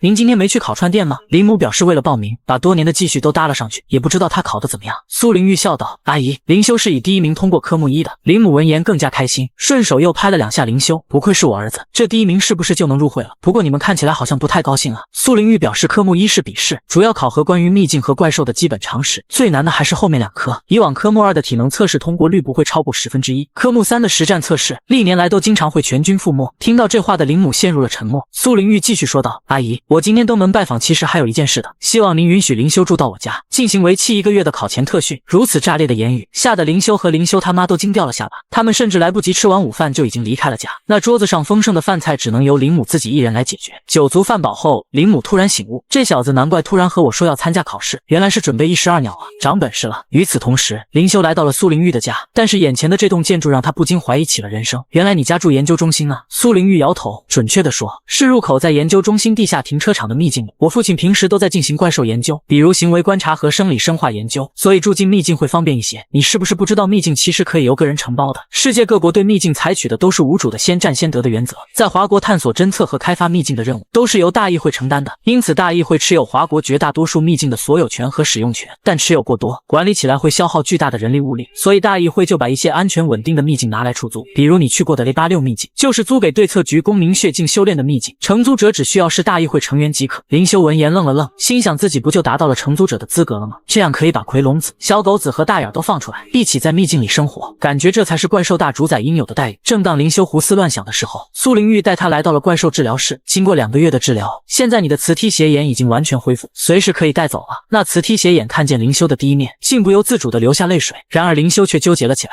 你明明是大眼1号，怎么变成了磁踢斜眼了？而且2号和3号也接在了你身体里了呢？苏灵玉解释道，其实他们合在一起才是一个完整的生命体，所谓雄体其实就只是可以脱离本体独立活动的捕食器官而已，不过当磁体受损严重后，就会有雄体转化为新的磁体。林修当即打开怪兽书包，打算将斜眼收入空间，而苏灵玉则掏出手机，你在这儿等一下，我去打电话找个人先。别看这个小丫头只有1.4米，跟她握手的盘古怪兽甚至无法将手拉开。林修很好奇这个突然上门的小丫头是用了什么异能，女孩摇头解释，这叫8极拳，是一种擅长借力打力的拳法，如果被抓住的手使用的力道越大，那么出力的那个家伙就需要承受更大的力道。此刻奎龙已经面容扭曲，只感觉全身被某种力量压得喘不过气来。随后女孩轻轻一个甩手动作，就把以吨级单位来计算的盘古怪兽抛了出去，在研究室的墙体上掀起阵阵白烟。被你自己的力量扔出去，感觉如何呢？林修看得目瞪口呆，虽然奎龙在吃了苏灵玉的药后体积变小了，但力量仍然是不容小觑的。此刻奎龙双目怒睁，仿佛一架小型坦克般冲撞而来，这种雕虫小技就想击败我吗？女孩呵呵一笑，我可没这么想过，是你和四主贴太紧了，不制造个间隙，我怎么插进来呢？在说话之间，他已经掏出了一种非致命性武器，然后砸在地上，制造出大量的白色烟雾，以达到拖延时间和对敌方造成视觉障碍的作用。此刻四周弥漫着浓浓白雾，奎龙愣在原地失去了目标，等到浓烟散去，才发现那个小丫头已经用水果刀挟持了自己的主人。不少觉醒者都总喜欢用华丽的招式恐吓对手，纯粹哗众取宠，想让对手感受到生命的威胁。系，一把水果刀足矣，又不要变戏法越热闹越好。而当人受到生命威胁时，就会不自觉地抓住救命稻草，把你手上那个东西交出来吧。林修没想到自己下意识的动作都被看穿了，你究竟是什么人？女孩让他放10000个心，如果自己真的想杀他，从进门开始一共有超过4次的机会。林修乖乖地将怪兽投影筒交了出去，女孩得逞后在手上玩弄了起来。苏姐千叮万嘱过我，你这个东西可以增强能力，我叫方天戟，是负责你这次特训的教练。这时苏灵玉也走了进来，既然你们已经交过手，就不需要我再介绍了吧。林修，这是我特意给你这次考试准备找来的陪练，他曾经连续10次参加大议会资格考试，可谓是非常资深。方天戟很懊恼，你这介绍像是说我考了10次都不过一样。一旁的林修添了把柴，难道不是吗？方天戟怒喝道，当然不是，我那是增加实战经验，百炼成钢。然后又嫌弃地说道，苏姐，这就是你寄以厚望的黑马吗？这玩意儿不管是能力反应还是实战经验都完全没戏啊。听到这话的奎龙忍不住哦叫，诋毁主人就罢了，还让自己出了丑。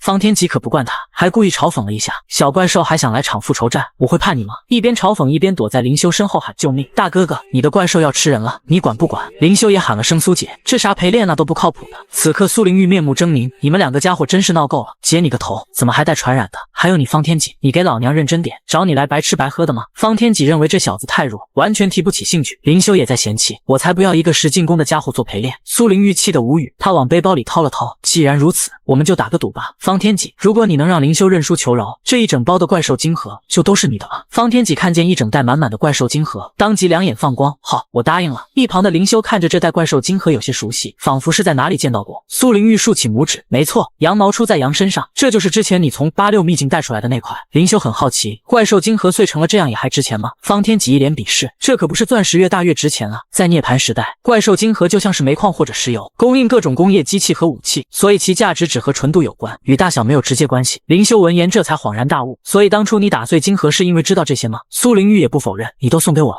我想怎么处理就怎么处理。然后又对方天戟提出条件，如果你无法让林修认输，就要为他设计一整套详尽的特训方案。方天戟同意了苏灵玉的条件，但同时也要求林修的怪兽不能上场，而且规则改成无论他用什么方法，只要可以将这个强化道具抢回去，就算他赢。然而奎龙却在一旁嚷嚷着要和方天戟单挑，苏灵玉制止了他，不行，你不能上场，任谁上你都不能上。这话让林修灵机一动，心想苏灵玉的意思是奎龙不能上，而我书包里还有其他小伙伴，没有任何异能的他只好抛出外套遮挡对方视线。可教练方天戟根本不怕这区区的障眼法，在他扫开外套后，却又看见一个书包砸了过来。方天戟不耐烦地警告林修，你这种单调的抛物线运动对我来说根本毫无难度。可话音刚落，林修竟在小小的研究室内失去踪影。与此同时，3只小变异犬突然从怪兽书包内钻了出来，方天戟确实被吓了一跳，不过他反应很快，迅速将3只小变异犬甩飞了出去。几乎在同时，林修也从怪兽书包里探出半截身体，趁着方天戟反应不过来，一把抢过他手上的能力投影筒。此刻方天戟感觉自己被戏弄了，气急败坏的他迅速伸手抓住林修的衣服，可林修已经启动了能力投影，身体散发出一阵阵刺眼的光芒。待光芒消退后，林修的4肢已经布满了奎龙的龙鳞，周遭还散发出淡淡的电流。他获得了本命怪兽奎龙30%的力量，轻而易举就把方天戟压在了身下。这场赌局是我赢了，方天戟评价的很勉强，连还击的手法和紧急状况下的反应都可圈可点。林修开始得意忘形，这回老实了吧？我可警告你，现在的我可不是一把水果刀能威胁的，这神灵甲变异犬的牙齿都咬不透。这些话让方天戟很不爽，不就是变了个身吗？一下子这么有自信了。说罢他猛然提起膝盖，在林修的裤裆下来了一记袭击，仿佛远远都能听到蛋碎的声音。随后方天戟又不知从哪掏出胡椒粉撒了出去，让林修不得不放开了方天戟，实在太阴险了，我不会放过你的。一旁的奎龙和苏灵玉无语至极，谁让你顺风就飘的？林修迅速调整状态，用尽全身力量汇聚在右手的拳头之上，还夹杂着淡淡电流。方天戟却没有丝毫慌乱。对了，其实苏姐找我来还有一个原因，因为我和你一样都不是觉醒者。他的话音落下，林修那炸裂的一拳瞬间轰碎了方天戟身后的墙壁。此刻方天戟只是轻轻歪了歪脑袋，双眼没有丝毫的波澜。林修很气愤，不是觉醒者你不早说，我差点就打上了。方天戟却说，现在说也不晚了，这不是错开了吗？另一边的苏灵玉注意力都在了这拳上面，心想这拳头完全不输于我之前的那一拳，至少也达到了灵窍境的威力了。林修在得知对手是个肉身凡胎后，手竟不自觉地颤抖起来。方天戟明知故问，你在抖什么？是不是觉得我不是觉醒者，所以一定接不下你这一拳呢？要是这样一拳打在一个普通的血肉之躯上，肯定会肢体破碎，血浆四溅吧。不过你错了。听到这最后一句，林修有些惊愕，以为方天戟还有什么手段。方天戟却说，不，我的意思是，即便是绝大多数觉醒者，来这么一拳下去也是这个下场。这么一说，林修倒有些后怕，毕竟不是所有人的异能都能强化肉身，所以这拳头是绝不能打在人身上的。方天戟继续说道，这场比试我输了，按照约定我会为你定制特训计划，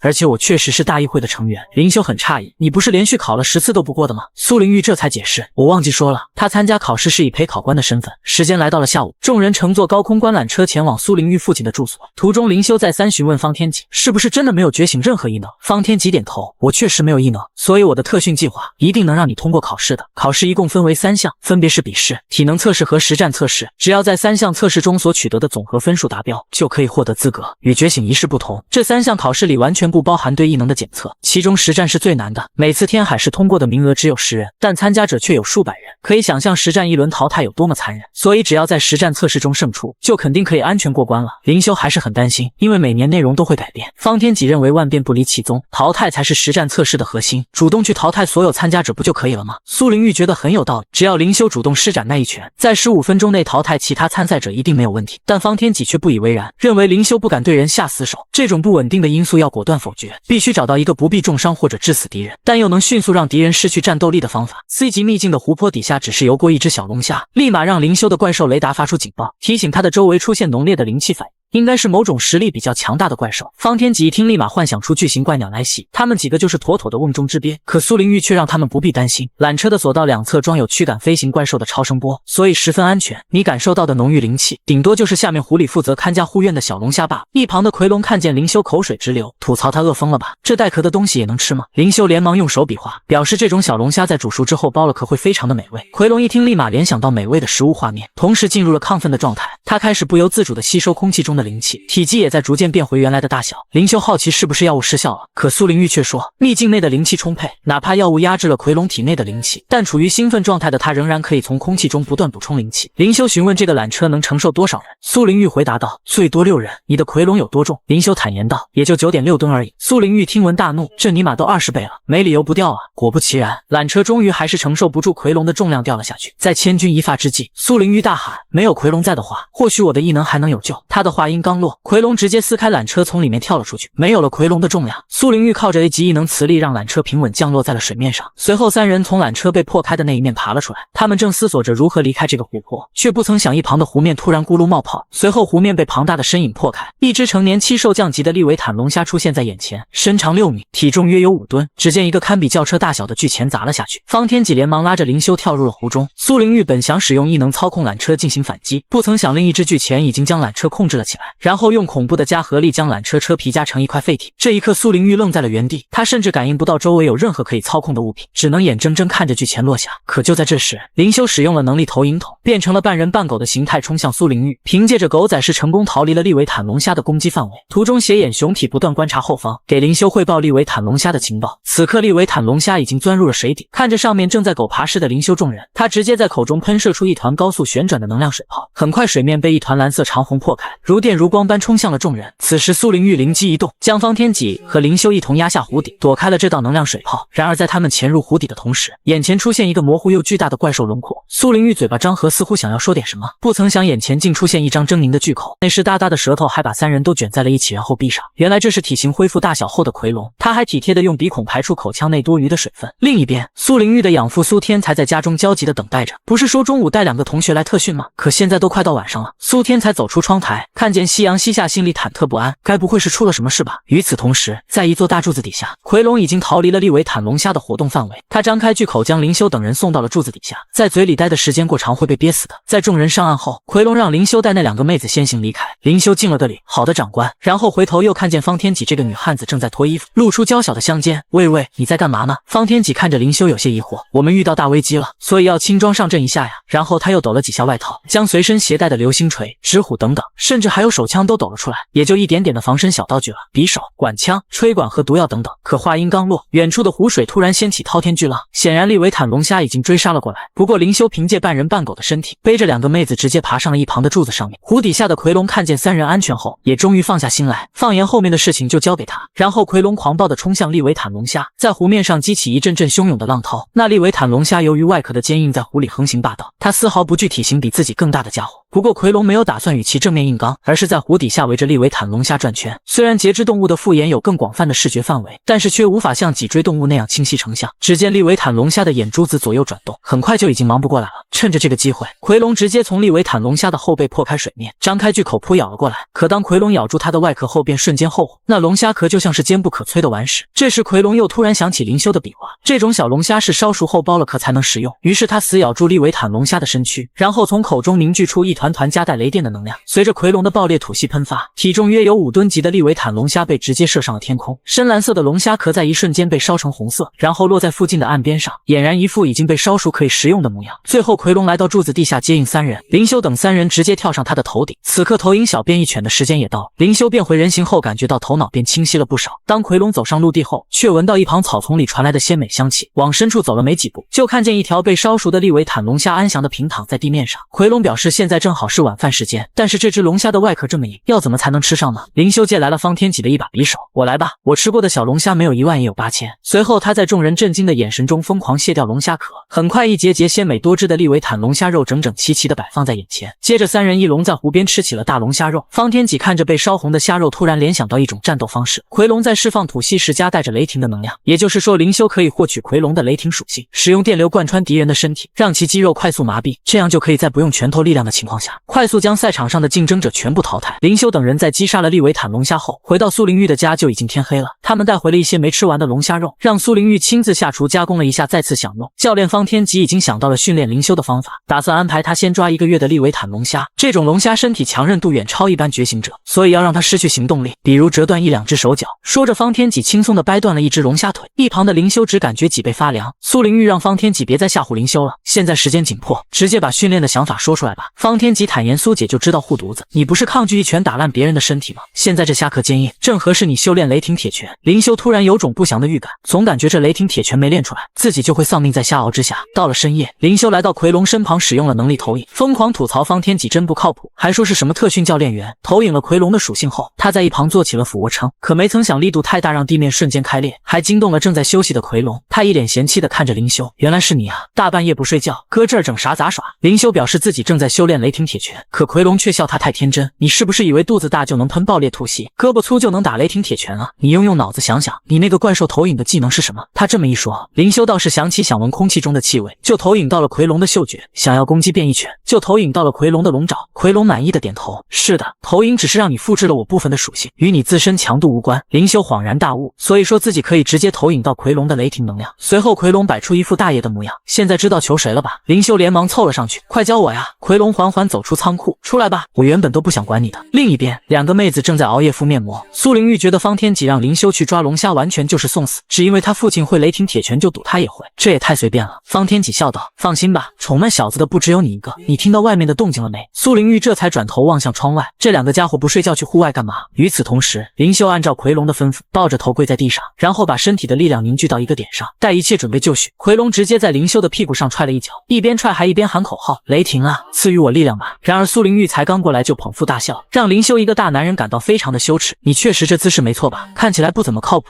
可奎龙却让他别捣乱，仪式还没有完呢。说着就朝灵修的屁股再来了一招神龙摆尾，保佑我的拳头重如五雷轰。打完他又问了一下灵修的体验感有增强不？灵修勃然大怒，我只感受到你特么在耍我。可苏灵玉却感受到了，在灵修体内真的有灵气在聚集。此刻灵修觉得他们就是一伙的。奎龙让灵修再仔细感受一下，感受体内的能量沿着4肢百骸运转，将其汇聚到一个点上。灵修静下心来，也确实感受到一股热流在体内运转。难道老爸当初也是这样学会的吗？这时奎龙突然捂住灵修的嘴巴，别吐啊，你要是吐出来就是爆裂吐息了。只见奎龙让灵修将能量集中引导向双手，然后招手让苏灵玉过来帮忙，我要按住这小子腾不出手，你过来帮我搭把手吧。苏灵玉撸起袖子，在附近的仓库里操纵一大堆废品组装成一个巨大的钢铁扇子，然后用力在灵修的屁股上扫了出去。巨大的爆破声回荡在夜空之中，苏灵玉当场就愣住了，惨了，我力量没控制好，不小心把他打飞了。奎龙看着湖里被激起的浪涛，不，效果刚刚好，不信你看。只见湖面上激起蛇形的水花，还夹杂着淡淡的雷霆之力，显然是灵修在湖底下游动。这时苏灵玉突然想起水底下很危险，这附近正是利维坦龙虾的活动区域。奎龙一听立马撞入了水里，没关系的，我去跟着他就行了。此时的灵修几乎就是一只人形的奎龙形态，全身被厚实的龙鳞覆盖，还生长出一条长长的尾巴。在这个状态下，身体的力量、速度等各项属性都有了大幅度提升，这才是奎龙真正的投影吗？他看了一眼利维坦龙虾，感觉自己可以赤手空拳粉碎它的外壳。那利维坦龙虾看见外来者闯了进来，立马从口中凝聚能量，然后向灵修喷射出一发高速旋转的能量水炮。然而这一切在灵修眼里像是被放慢了无数倍，在那道水炮轰炸过来之前，灵修就已经开始做出躲避的动作。现在的他在面对这样的巨型怪兽也能冷静应对，这难道是思维也受到了影响吗？灵修想起当初自己投影小变异犬的时候，性格和思维模式似乎都受到了影响。奎龙是怪兽之王，不仅在属性上，就连思维和内心都是1等1的强者。现在要抓一只龙虾，岂不是手到擒来吗？只要从正后方贴身，他就失去反抗的能力。想到这里，灵修直接绕到利维坦龙虾的背上，用尾巴捆住他的身体，以防止对方甩掉自己。接着灵修闭上眼睛，感受着体内正在流转的能量，并且全部都集中在右拳上面。就在灵修准备打出炸裂一拳的时候，那只利维坦龙虾突然发狂，左右摇摆，想要挣脱灵修的束缚。由于灵修的获得的力量只是奎龙身上的一小部分，因此很自然的就被受降级的利维坦龙虾撞出了湖面。同时那利维坦龙虾再次向灵修发射出一道能量水炮，这一次在空中的灵修无论如何也躲不开了，他干脆向那道能量水炮打出炸裂一拳。一道由雷霆构成的巨拳虚影快速压垮能量水炮，崩塌后在湖面上激起阵阵波纹向外扩散开来，爆炸一出的雷霆之力弥漫在空气之中。他是受降级别的利维坦龙虾也承受不住被当场烧熟。正当他想要扛着龙虾游回岸边的时候，却没想到怪兽投影的视线到了，身上的龙鳞也正在消失。很快灵修就恢复了原本人类的状态，身体被5吨重的利维坦龙虾压下了湖底。可就在这时，一只龙爪勾住了灵修身上残破的衣服，那是一直在暗中保护他的奎龙，还顺便带回了灵修烧熟的利维坦龙虾。真是的，又弱又喜欢胡来。此时方天戟目睹了整个过程，这小子果然就应该用逼的。接下来就是让他熟练掌握雷霆铁拳。一转眼20天过去了，灵修这段时间里每天都在湖底下寻找落单的利维坦龙虾练习铁拳，以至于苏灵玉家里囤积的龙虾肉每天都在增多，足足吃了差不多1个月的电烤龙虾肉。现在灵修在奎龙的投影状态下，实力也已经达到了灵窍境的初期，而参加考试的觉醒者大多数都是凝血境新手，所以他通过考试的问题不会很大。不过苏灵玉现在担心的还有另外一种情况，为此他今天特地带灵修来到了养父苏天才的实验室。原来那个薛木曾经是苏天才的学生，据说这个人执着而且偏执，为达目的不择手段。上次故意让灵修拿到极远岛的资源，为的就是想让灵修上钩，然后获得更多关于奎龙的资料。而且这一次的大议会资格考试，恐怕他也会以另类的方式加入，然后窥视灵修的一举一动。苏灵玉认为薛木很大概率已经知道灵修的身份，觉得这一次是引蛇出洞的最好时机。奎龙表示有他在，根本不用害怕。可灵修还是很担心，因为奎龙在地表使用力量会很危险的。苏天才表示这件事已经攻克了，他用了1个月的时间研发出了新药，可以让奎龙在一段时间内释放灵气进行战斗。几天后，灵修在前往学校的路上，听到了许多人在讨论苏灵玉，他们很想有机会跟海报上的女神搭话。结果灵修才刚走到学校门口，就看见别人心心念念的海报女神正在等着自己，不仅热情地向他招手，还表示自己在门口等了近1个小时了。这话让灵修成为所有人讨伐的对象，看起来平平无奇的竟然能让女神等。苏灵玉无视了所有人，上去直接用身体顶了一下灵修，就这么一下让所有的人都破了个大防。灵修弱弱地说道：“大姐啊，你注意一下形象好不？没注意到周围那些要吃人的表情吗？”可灵修两人没走几步，又在门口遇见了当初欺负他的陈虎和几个小跟班。那陈虎嘲笑灵修上次被揍了之后，就吓得1个月都没来过学校，还真是叛徒他爸的好儿子啊。苏灵玉不允许别人侮辱他的偶像，看来上次我跟你们说的话是对牛弹琴了是吧？陈虎知道苏灵玉不敢乱来，苏主席的教诲我当铭记于心。不过我得提醒你，在考场周边使用异能私斗的考生会被取消资格的。你看这么多双眼睛看着呢，这可是灵修的第1次考试。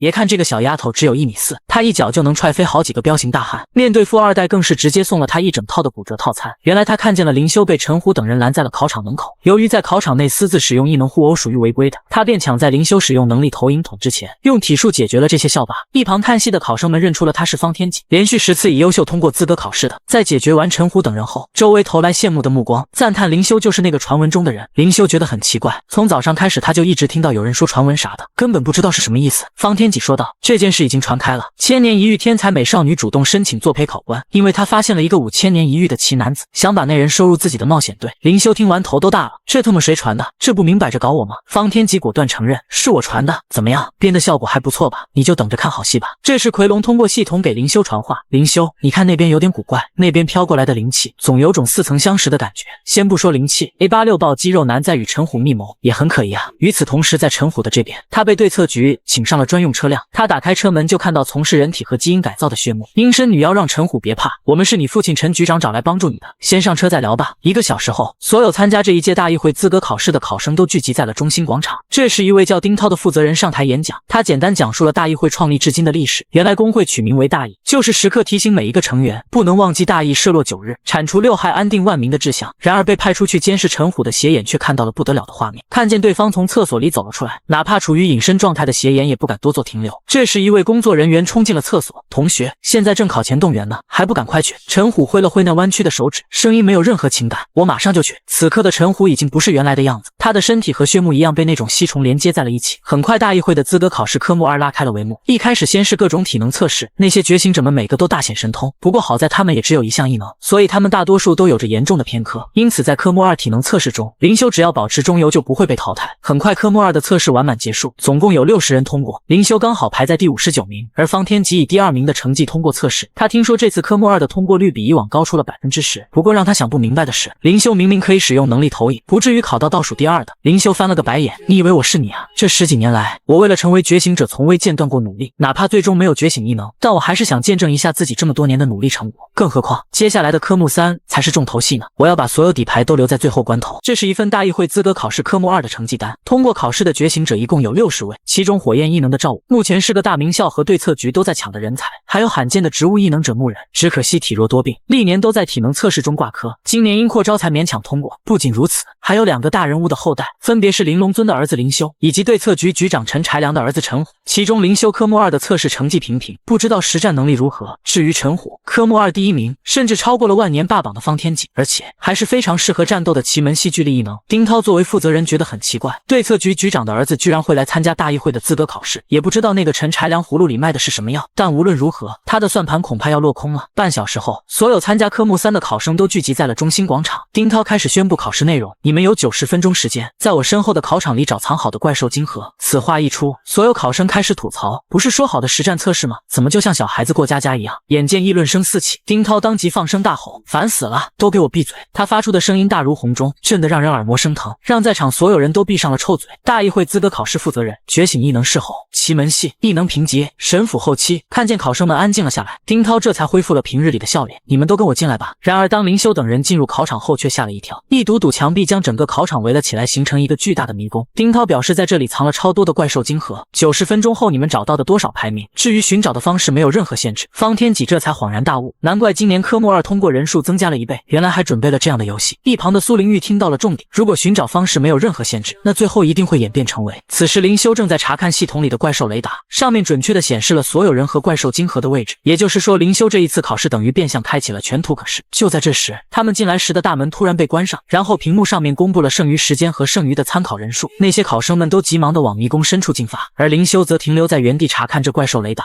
他由近到远把这些怪兽晶核连接起来，并且设计出一条线路，然后在所有人找到怪兽晶核之前，尽可能的不绕弯路直接到达位置。然而灵修还是太不小心了，丝毫没有察觉到自己已经被跟踪。此人名叫来也，是觉醒了忍族的奇门系。他听说灵修是传闻中5000年一遇的人才，跟着他肯定能找到晶核。而灵修已经不知不觉到达了第1个怪兽晶核的位置。果然不出所料，我迈出了成为大议会会员的第一步。可就在这时，来也使用了忍族异能，将自身速度提升至极限，并且撞开了灵修，夺走怪兽晶核后又迅速逃离了现场。正当他想要追上去的时候，却突然被一排护栏卷了起来，这显然是操纵钢铁的异能。灵修忍不住大骂，那人抢走了我的怪兽晶核，你不抓他反倒抓起了我。方天戟让他冷静，就算你追上又能怎样？开怪兽投影揍他吗？现在这个状况下，盲目移动是最为致命的，因为躲起来伏击往来的猎物远比把自己暴露在明面划算的多。果不其然，那个偷走灵修晶核的觉醒者受到了伏击，地面上突然裂开伸出一只巨大的木藤手掌，哪怕他速度再快也已经没有机会逃脱了。没办法，他只好松手放弃了怪兽晶核。这时一根藤蔓从地底里钻了出来，非常抱歉吓到了你，我身体不好，医生不让我剧烈运动，可是我又有非拿到大议会徽章不可的理由，并且已经厚着脸皮参加了10次考试，这次侥幸才通过了科目2，所以拜托你把机会让给我吧。牧人觉醒异能，植物太乙系异能评级，修炼境界明血中期。来也冷笑道，大家各凭本事，没啥让不让的。不过你听过螳螂捕蝉黄雀在后吗？听到这话，牧人也终于闻到了烧焦的味道。当他回头看去的时候，却发现自己的藤蔓已经被烧了一大半。这时操纵火焰的赵武走了过来，牧人兄，虽然我们同是太乙系，但打起来是我比较占便宜。与此同时，荧屏上显示的倒计时已经剩下1小时。灵修很惊讶，才过去短短24分钟就淘汰了23人。苏灵玉点头，想要在这杂乱的空间里找到怪兽晶核，那肯定是抢别人手里的会更快。灵修本以为靠怪兽雷达就可以拿到第一，可方天戟他们却早有安排，竟直接拿出了先前灵修在86秘境得到了怪兽晶核。另一边，牧人的藤蔓已经被火焰全部烧掉，体弱多病的他直接趴在了地上，他只能交出怪兽晶核保命，这次也没戏了，白通过了科目2。与此同时，陈虎按照指示抵达了赵武所在的位置，毛寸头小子把晶核叫出来。出来。赵武没认出这个冷淡的声音，回头看去却发现是陈虎，但他身上不断爬出恶心的吸虫，看上去相貌极其的丑陋。这时麦克风的那头立马分析了赵武的数值，还检测到他的右手有一颗怪兽晶核。根据资料显示，这小子和陈虎同班级，是追随他的小弟，你只要威胁他就能得到晶核。听到麦克风的分析后，那披着陈虎外表的吸虫发出了瘆人的声音：赵武，快把怪兽晶核交出来！我是陈虎啊，你不听我的话了吗？赵武开始怀疑眼前这个东西并不是陈虎，因为陈虎觉醒的异能是巨力。陈公子，不是你说我家穷，让我考大议会尽快赚钱贴补家用的吗？可那只吸虫也只会重复着那句话。赵武，快把怪兽晶核叫出来！赵武受苦受穷这么多年，好不容易才看到了一点希望，两个弟弟还指望他加入大议会赚大钱，哪怕眼前这个东西真的是陈虎，赵武也不甘心就让把怪兽晶核交出去。想到这里，赵武激发了前所未有的火焰力量，直接打碎了那恶心的息肉。赵武甚至打算联合另外2名觉醒者一同干掉他。喂，来野兄、牧人兄，我们3个一起上，干掉他之后就平分怪兽晶核，怎么样？可陈虎却诡异的笑了起来。你是说他们俩吗？赵武闻言立马回头，却发现那2个家伙早已经被息肉缠住无法动弹。没办法，他跪下认错，疯狂磕头求放过我，上有80老奶，下有2个8岁弟弟。可陈虎却张开了巨口，吵死了，我把你吞掉，你去和我胃里的碎肉说吧。说着他就一口咬了下去，虽然没咬中赵武，但也把他吓掉了3魂7魄。就在这时，3、4根巨型的钢铁柱子突然从天而降，洞穿了陈虎的肉身，将其钉在了地面。赵武相看台上望去，却发现是苏灵玉出手救了自己。灵修还以为这么简单就搞定了，可奎龙却感应到那吸虫的气息并没有减弱，而且这种恶心的气息好像就是来自那个叫薛木身上的。虽然陈虎的身体被钉在了地上无法动弹，但那些肉孔里却爬出了无数恶心的小吸虫。不过赵武没有着急逃离现场，而是郑重地向众人鞠躬以示谢意。但没想到的是，陈虎的那节肉身开始分解挣脱了钢柱，然后再次融合在一起恢复了行动能力。但这还不算是最恶心的，更恶心的是整个迷宫都布满了陈虎的模样的吸虫，粗略计算约有10多条。灵修觉得很奇怪，这个陈虎怎么突然变得这么恐怖？苏灵玉思路很清晰，这肯定不是陈虎，多半是怪兽拟态成陈虎混进了封闭的考场。紧接着他打开了对讲机，以陪考官的身份第一时间通知了考试中心，紧急报告，考场内出现多只怪兽，目前已导致数名考生负伤，请解除考场封闭系统，救助考生脱离考场。负责人丁涛立马掏出监控电脑查看，没想到封闭的考场内会有人脸虫子偷偷潜了进来，而且那些虫子都是考生陈虎的脸。女负责人立马联系了技术组，请立马解除封闭系统，安排考生逃离。然而这时监控上却出现了阴身女妖的画面。我劝你们别白费功夫了，现在整个考场的控制系统都在我们的掌控之中，感谢大议会为我们制造了这样一个瓮中捉鳖的良机。与此同时，在考场内，苏灵玉将考场被劫持的情况告诉给了灵修和方天戟，在那边准备好之前，考场内也只能靠我们自己了。可方天戟却说，保护考生就交给苏姐了，我和灵修会按照原作战计划执行。另一边，对策局那边集结了附近可以调动的队员，迅速将整个考场包围了起来。可2位负责人却认为他们越界了，协助维持秩序，却把整个考场包围起来。可对策局郝队长表示，在15分钟前就有人求救，所以这才急忙召集了人手过来。当时我们对策局的人在厕所里面发现了陈公子，据他所说，在会场里冒充他的是相当危险的怪兽。丁涛笑道，你们对策局是不是忘了我们大议会是干什么的了？不管是怪兽还是什么系统故障，我们都比你们有处理经验，这就不劳烦你们费心了。可郝队长却拿出封锁令，那是陈虎老爸陈局长亲自签署的，考点周边暂时由对策局接管，如果你们没有异议，那就请别再妨碍我们执行公务了。所有人给我把考点通通包围起来。丁涛大概猜到陈虎人脸的虫子和对策局有着不可告人的秘密，但现在不是和他们互撕的时机，当务之急是想办法营救里面的考生。考场的负责人把外面的情况都告诉给了里面的陪考官苏灵玉。灵修得知后猜测这是陈柴良的手，显然是冲着自己来的。负责人让苏灵玉和方天戟在里面保护好考生，最好将他们组织成一个队伍。苏灵玉觉得这很困难，考场是个巨大迷宫，到处都被怪兽包围，考生们遍布每个角落，很难指挥。不过他细心观察了一下，觉得可以用钢筋做一个标杆。很快在迷宫的上方传来苏灵玉的声音，各位考生，目前考场内突发怪兽入侵，考试中心的工作人员正在展开营救行动，希望大家在他们到来之前尽量将损伤控制到最小。接下来请所有人向考场中心移动，尽量结伴而行，互相帮助。牧人崩溃大喊，说的容易，且不说迷宫，光是被盯上就无法自由行动了，现在没戏了，真是遗憾，早知道前几次考试应该更努力一点。正当他放弃挣扎的时候，一只放大了几10倍的拳头突然迎了过来，直接轰在了那张恶心的脸庞上。与此同时，猛烈的火焰异能将所有吸虫驱散。原来赵武带着另一名身高约有3米的觉醒者救下了他。牧人很好奇他们为什么要出手救自己，赵武表示自己也是被人救的，既然是恩人的请求，我们一起跑吧。牧人很疑惑，在这群怪兽追赶下，要如何才能找到迷宫中心？赵武指了指上方，你往身后看。苏主席奇在迷宫的中心树立了一个标杆，只要径直往那儿跑就好。怎么样，一起来吧。随后那名强壮的觉醒者直接撞开了迷宫墙壁，径直地奔向迷宫中心。那只陈虎人脸的吸虫正打算跟着他们穿过迷宫墙壁，不曾想牧人及时做了个手势，让所有的藤蔓将破开的洞口填补上去，直接给那只陈虎人脸的吸虫撞了个闭门羹。眼见三人即将逃出了他们的控制范围，阴身女妖立马下达了指令，2、3个一组包围他们，别让他们再往中间移动。然而这一切都在苏灵玉的预料之内，他们的目的就是故意让所有怪兽集中在一个位置，等他们靠近后，一个娇小的身影突然从钢管顶端跳了过来，还直接骑在了阴身女妖的背上。方天戟迅速将她控制起来，下面的大家都在走迷宫，你在空中给虫子支招，也太赖皮了吧。阴身女妖笑道，你以为这点力量就可以控制住我吗？方天戟虽然对自身力量很自信，但面对怪兽他还留有后手。只见他掏出一瓶食用油洒在了阴身女妖的身上，紧接着又取出一个打火机。你听过有一种烟花叫窜天猴吗？就在这时，天花板上面突然出现裂纹，然后在中间的位置破开了一个大窟窿，那是丁涛在上面使用了噬吼异能。你们还好吗？对侧局不让我破门，我还可以破房顶。看见逃生出口就在房顶，那些聚集过来的考生们一个个爬了上去。另一边，阴身女妖也被狮吼震飞了出去，不过也因为这样才暂时摆脱了方天戟。不过此时的方天戟却使用了工具吊在了房顶，阴身女妖肆意狂震，正想使用飓风刃的时候，却发现所有的羽毛都粘在了一起，无法扇出飓风特效。